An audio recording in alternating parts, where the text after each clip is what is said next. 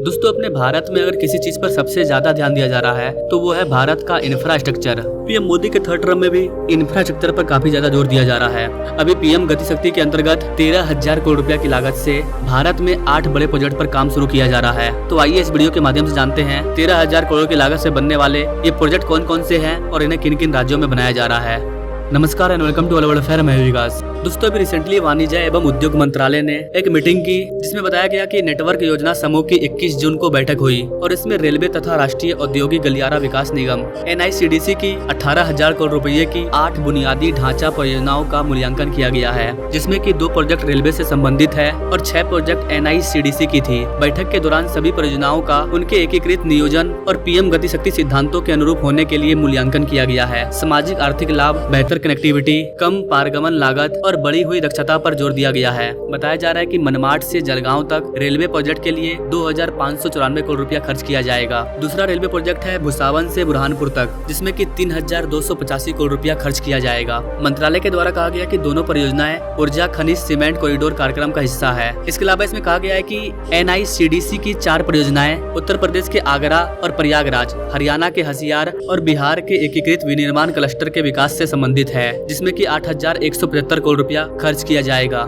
NICDC के 2 परियोजनाओं में आंध्र प्रदेश के कुर्नूल जिले में ओरावकल औद्योगिक क्षेत्र और YSR कटपा जिले में कोपार्थी औद्योगिक क्षेत्र का विकास शामिल है, जिसमें कि 5,376 करोड़ रुपया खर्च किया जाएगा। दोस्तों पीएम गति शक्ति परियोजना के तहत भारत में कई सारे प्रोजेक्ट पर काम चल रहा है। कई सारे बुनियादी ढांचे में बदलाव देखने को मिल रहा है और ऐसा न सिर्फ भारत सरकार कह रही है बल्कि Morgan Stanley, IMF, World Bank, इन सब के द्वारा कहा जा रहा है। मॉर्गन स्टैनली जो कि एक अमेरिकी बहुराष्ट्रीय निवेशक बैंक और फाइनेंस कंपनी है, इनके द्वारा अभी रिसेंटली एक रिपोर्ट जारी किया गया जिसमें ये कहा गया कि पीएम गति शक्ति प्रोजेक्ट के तहत भारत ने पिछले दशक में अपने बुनियादी ढांचे को मजबूती से बढ़ाया है। न केवल निवेश बढ़ रहा है बल्कि यह बेहतर लक्षित और संभावित रूप से अधिक उत्पादक है। रिपोर्ट में ये कहा गया है कि बुनियादी ढांचे पर खर्च पर भारत का जोर जारी है और आगे भी जारी रहेगा। उनका कहना है कि हमें उम्मीद है कि भारत का जो बुनियादी ढांचा निवेश है वो वित्तीय वर्ष 2024 में GDP के 5.3% से बढ़कर के वित्तीय वर्ष 2029 में GDP के 6.5% तक पहुंच जाएगा। वास्तव में इसका मतलब यह है कि बुनियादी ढांचे में निवेश में 15.3% की मजबूत CAGR दर्ज होने की उम्मीद है, जिसके परिणाम स्वरूप अगले 5 वर्षों में भारत में 1.45 ट्रिलियन अमेरिकन डॉलर संचित होगा, यानी कि भारत आएगा। पीएम गति शक्ति योजना के बारे में बात करते हुए मॉर्गन स्टैनली के द्वारा बताया गया कि इसने बुनियादी ढांचे के विकास और मल्टी मॉडल कनेक्टिविटी को एक नई गति दी है। उन्होंने अपने रिपोर्ट में वर्ल्ड बैंक की लॉजिस्टिक इंडेक्स रिपोर्ट 2023 का हवाला देते हुए कहा कि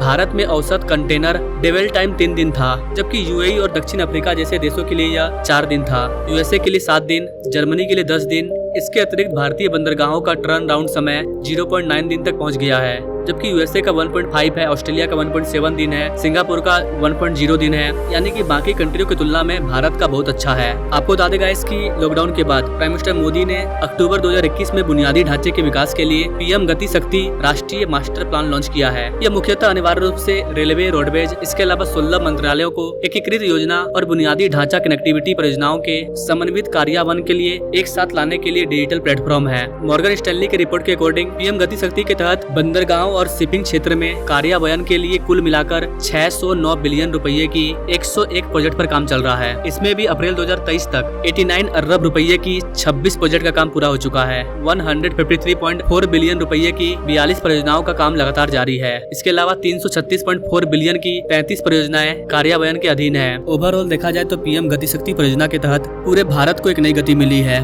और देश के बुनियादी ढांचे को एक नया रूप मिला है। बुनियादी ढांचा हम उसे बोलते हैं जो कि देश में एक बार बन गया तो वो हमेशा के लिए बन गया। आने वाले 50-60 साल के लिए उसमें कोई चेंज नहीं होगा। जैसे कि दुनिया का सबसे ऊंचा रेलवे ब्रिज जम्मू कश्मीर का चिनाब ब्रिज है, उसे हमने बना दिया तो वो एक भारत का बुनियादी ढांचा है जो कि तैयार हो गया, जो कि आने वाले 100 साल बाद भी टस से मस नहीं होगा। भारत में जो भी बड़े बड़े एक्सप्रेसवे बन रहे हैं वो हमेशा के लिए बन गए। अब आने वाले 100 साल तक उसका रिपेयर किया जाएगा, लेकिन उसका बुनियादी ढांचा तैयार किया जा चुका है। तो भारत में इस तरह के बुनियादी ढांचा वाले कई सारे प्रोजेक्ट पर काम चल रहा है। इस तरह के नए प्रोजेक्ट, बुनियादी प्रोजेक्ट को भारत सरकार काफी तेजी से चला रही है। बाकी आप पीएम गति शक्ति के बारे में क्या कहना चाहते हैं कमेंट जरूर कीजिएगा और ऐसे ही लेटेस्ट रिपोर्ट के बारे में जानने के लिए हमारे चैनल से जुड़िएगा। और थैंक्स फॉर वॉचिंग। मिलते हैं वीडियो में एक नई जानकारी के साथ, तब तक के लिए जय हिंद।